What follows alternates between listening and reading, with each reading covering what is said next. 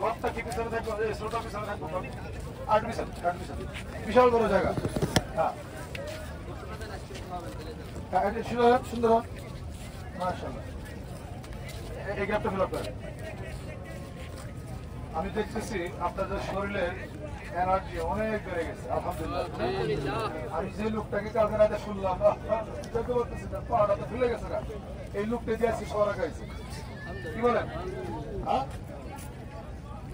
আসতে হবে, যেহেতু এসবিসিএল এর সাথে আসছেন, দেখছেন যারা এসবিসিএল এর সাথে আসেন তারা ঠকছে। কোনটা ভালো? ভালো কোনটা? এখানে আমার সাথে আইসে কেউ আরাম করে হজ করতে পারবেন না। এমন হজ করবেন যে কটা দিন থাকবেন একটি সুন্দর সুষ্ঠু হবে। আমি 3 দিন থেকে এসেছি, 3 দিন একদম অনেক আরাম করছেন, ব্যক্তিগত হবে আর পারবেন না। এখন চলবে হচ্ছে এবাদত বন্দেগী, ঘোরাফেরা, দেখাশোনা, মক্কা মদিনার চিপাই চাপাই কি আছে সব দেখতে চাই। কি হবে আর সারা জীবন তো আমরা আরামাইশ করছি, এখান থেকে যাইও করবো, ঠিক আছে? এখন আমরা ইনশাআল্লাহ আরাম করতে এই জন্য আসিনি। হ্যাঁ, এইটুকু রোদে কোনো রোদ না।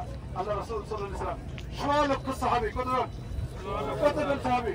100 লক্ষ সাহাবীকে সাথে নিয়ে আরাফাতের ময়দানে যখন বিদায় হতে ভাষণ দিয়েছিলেন, তখন কি কোনো এরকম ছাতা, এরকম পানির ব্যবস্থা, এরকম কোনো ব্যবস্থা ছিল? আমাদের টাকা ছিল? বুঝলেন তো কেমন কেমন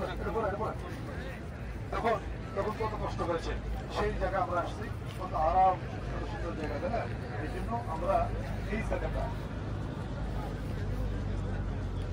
মাত্র 8:15 বাজে, এখন আমি কথা বলতেছি, দেখাইতেছি, মাঝখানে কিন্তু আমাদের সময় বলে ফেলান। আমার এই কথার স্পিড, আমার যে মন মানসিকতা, আমার যে সিস্টেম, আমি যে সিলেবাস, মানে যে রুটিন, এটা কি থাকবে বলেন? থাকবে? আল্লাহর রাস্তায় কথা বলেন। নামাজ যদি বাদ যায় এটা আমি যাই, কি বলেন? আমি আপনাকে সময় বলে দিই, এই কাজটা আমি এইখানে আসতে করতেছি না, রেগুলার প্রতি মুহূর্ত, ঠিক আছে? এর জন্য আমার রুটিন আছে, সিস্টেম অনুযায়ী নিয়ে যাবো। আল্লাহর রাস্তায় কেউ কোনো কথা বলবেন না, ঠিক আছে? এখন সর্বোচ্চ 10 মিনিট, ড্রাইভার সাহেবের কাছে সময় দিচ্ছে 30 মিনিট, উনি আমাকে সময় দিচ্ছে 30 মিনিট। উনি পাকিস্তানি ড্রাইভার, উনি বলছে যে তোমার চেষ্টা ফলা অত্যন্ত সুন্দর, তুমি যেহেতু যে সময় দেবেন আপনি আরো 10 মিনিট বাড়াইল, 30 মিনিট সময় দিচ্ছে। আমি এই জায়গায় 10 মিনিট সময় নিব। আমাদের সাথে যুক্ত একজন আলেম রয়েছেন, এটা আমাদের সৌভাগ্য। হ্যাঁ, এই যে বড় রাষ্ট্র রহমান সাহেব আপনি বলবেন বিদায় হজের ভাষণে আল্লাহ রাসূল সাল্লাল্লাহু আলাইহি ওয়াসাল্লাম এখানে কি ঘোষণা দিয়েছেন, তার কি মেসেজ দিয়েছেন আমাদের জন্য, আমাদের শেষ জামানা উম্মত যারা আমরা আছি, আমাদের জন্য কি মেসেজটা দিয়েছেন, এই মেসেজটা আপনি একদম সবাইকে বুঝিয়ে দিলেন।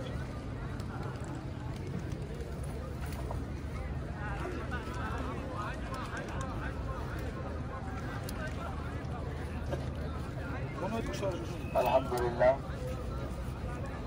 সম্মানিত আল্লাহর ঘরে মেহমান বিন্দু, এসবিসিএল হাজী সাহেব, ভাই ও বোনেরা, আপনারা আজকে যে জায়গায় আমরা দাঁড়িয়ে আছেন আলহামদুলিল্লাহ জাবালে রহমত, ঠিক এই জায়গার মধ্যেই আল্লাহ রাসূল সাল্লাল্লাহু আলাইহি ওয়াসাল্লাম জীবনে যে একবার হজ করেছিলেন, সেই হজের বিদায় ভাষণ তিনি দিয়েছিলেন। সকলে বলে আলহামদুলিল্লাহ। আমি আপনাদেরকে বাসে বলেছিলাম যে একটি হাদিস আপনাদেরকে বলবো। আল্লাহ রাসূল সাল্লাল্লাহু আলাইহি ওয়াসাল্লাম সেদিন বলেছিলেন যে বল্লিহু আন্নী ওয়ালাউ আয়া ফালিবাল্লিহুকুম আশ-শাহিদুল গায়বা, যে আমার পক্ষ থেকে একটি বাক্য, বলে কয়টি বাক্য?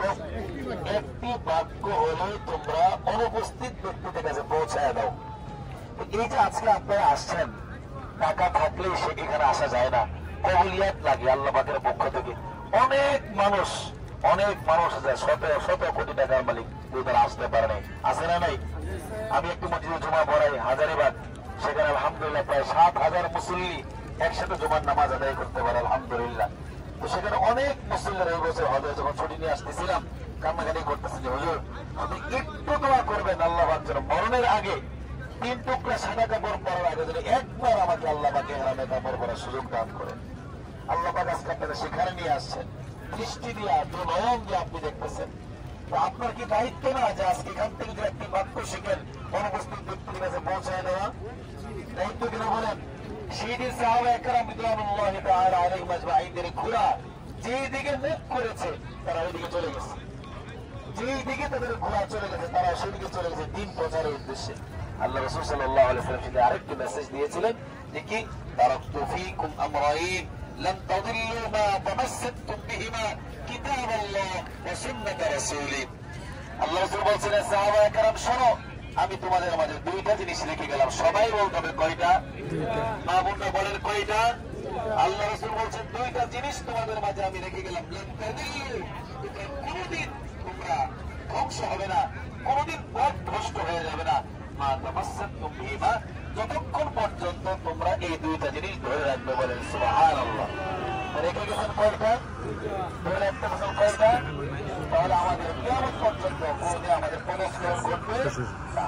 দুইটা জিনিস কি? এক নাম্বার কিতাব আল্লাহ তাআলার কিতাব কোরআন। এই কোরআনকে মজবুত ভাবে শক্ত ভাবে আঁকড়ে ধরতে হবে।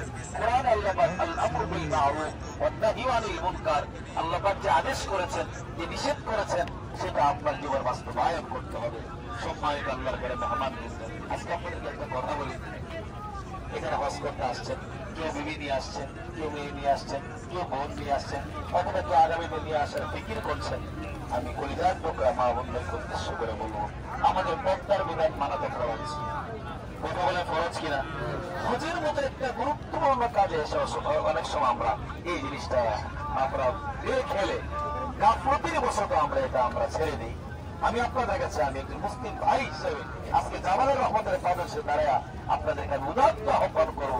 আমি আপনাদেরকে অনুরোধ করব, আল্লাহ রাসূল যে বলেছিলেন যে আমার আল্লাহর কিতাব এবং আমার সুন্নাত, আমার হাদিস যদি তোমরা আঁকড়ে ধরতে পারো তাহলে পদস্খলন ঘটবে না।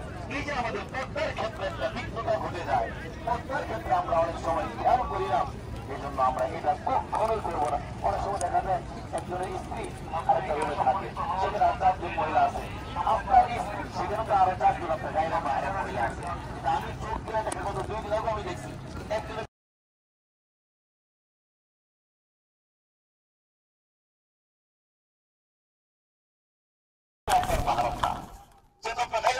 কিভাবে পারলেন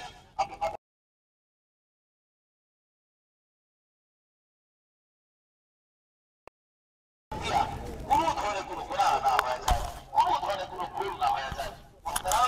এই পবিত্র ভূমির সাথে যদি কোন ধরনের কোন বেয়াদবি হয়ে যায়, কোন ভুল হয়ে যায়, আল্লাহ আমাদেরকে আল্লাহ হেফাজত করুন।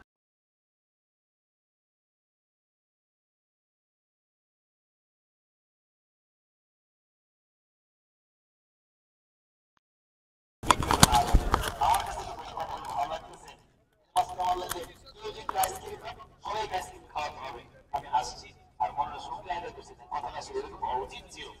ওনাদের কাফেলা আমাদের বিশৃঙ্খলা করে যাবে, তারপরে সুন্দরভাবে চলুক, আমার মন ভালোভাবে চলুক, শুরু থেকে ফিরে এটা চাচ্ছে। ভাইরা, মা বোনেরা যারা আছেন, আল্লাহ রাসূল সাল্লাল্লাহু আলাইহি ওয়াসাল্লাম এই বিদায় হজের ভাষণে যে মেসেজ দিয়েছেন, তোমরা আল্লাহর কিতাব কাটলে ধরো। আল্লাহর কিতাব কাটলে ধরা মানে হচ্ছে আল আমরু বিল মারুফ ওয়ান নাহয়ু আনিল মুনকার, আল্লাহ পাকের আদেশ মেনে চলা, আল্লাহ পাক নিষেধ করেছেন তা থেকে নিজেকে বাঁচিয়ে রাখা। ওয়া সুন্নাত রাসূলি, আল্লাহ রাসূলের সুন্নাত নিজের জীবনে বাস্তবায়ন করা, দাড়িগুলো রেখে ফেলা, নিজের জীবনকে আল্লাহ রাসূলের সুন্নাত অনুযায়ী চালানো, নিজের মেয়েকে রাসূলের সুন্নাত অনুযায়ী চালানো, পর্দার ভিতরে চলা। আপনি এখান থেকে যে সাহাবায়ে কেরাম মেসেজ দিয়া গোটা পৃথিবীতে ছড়িয়ে পড়েছেন। আজকে আপনার সিনেমাতে হজ করতে আসছেন, কেউ করে রাতে হজ থেকে যা শিখে যাবেন আপনার গ্রামে, আপনার এলাকায়, আপনার মহল্লায়, আপনার পরিবারে, আপনার মেয়েকে, সবাইকে এই মেসেজ দিবেন যে আমরা আগামী মৃত্যু পর্যন্ত আমরা দ্বীনের উপর থাকবো, রাসূলের সুন্নাহর উপর থাকবো। এটা হজ থেকে নিয়ে আসছি, তাহলে আপনি হজ্জে মাবরুর অর্জন করতে পারবেন। আল্লাহ পাক আমার কলিজার টুকরা ভাই বোনদেরকে হজ্জে মাবরুর নসিব করুন, বলেন আমিন। আপনি তো শুনেছেন যে আল হজ্জুল মাবরুর লাইসা লাহু জাযাউন ইল্লাল জান্নাহ, যে হজ্জে মাবরুরের একমাত্র প্রতিদান হচ্ছে জান্নাত। সুবহানাল্লাহ। আর কোন প্রতিদান, একটা মাত্র প্রতিদান জান্নাত। একটা কথা এক মিনিট বলে, আমি 2018 সালে যখন প্রথমবার হজে আসি, আমি যখন বিদায় চলে যাচ্ছিলাম, খুব কাঁদতেছিলাম। কিন্তু পুলিশ আমাকে কাঁদতে বুকে জড়াইয়া দেয়া বললো, ভাই কাঁদতেছো, কিন্তু এই দোয়াটা কাবা করে বলে যাও, আল্লাহ আমি এখানে আসছি, অনেক জায়গায় ঘুরতে গেছি, অনেক জায়গায় হাসছি, অনেক কথা বলছি, অনেক খাইছি, সব মাফ করে দেয়া,